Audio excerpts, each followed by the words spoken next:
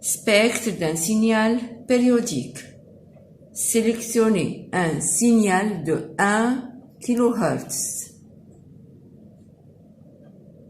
Appuyez sur le bouton Auto de l'oscilloscope. Appuyez sur le bouton Mat.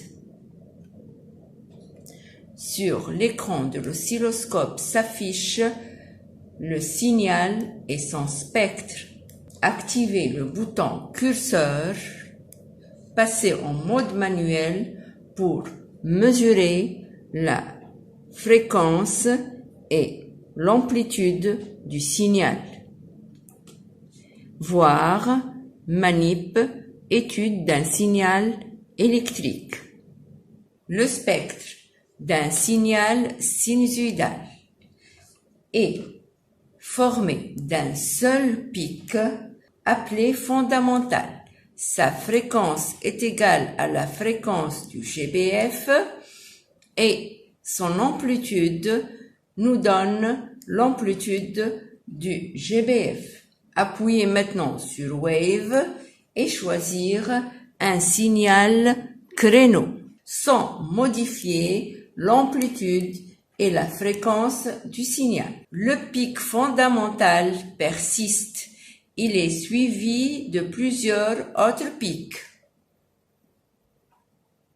Ce pic apparaît à une fréquence de, curseur, courbe B, courbe A, de 3 kHz, 3 fois la fréquence du GBF, 3 F0. Ce pic est appelé l'harmonique d'ordre 3. Le pic suivant apparaît à une fréquence de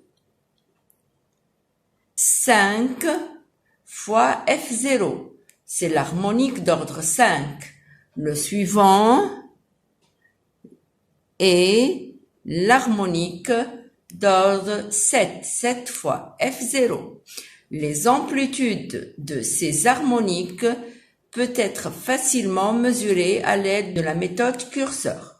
Voir TP, étude d'un signal électrique. D'après l'analyse spectrale, le signal créneau est égal en première approximation à la somme de plusieurs fonctions sinusoïdales dont les fréquences sont la fréquence F0 fondamentale plus la sinusoïde de fréquence 3F0 plus la sinusoïde de fréquence 5F0 et on peut s'arrêter à la sinusoïde de fréquence 7F0. Refaire maintenant la même opération pour un signal triangulaire.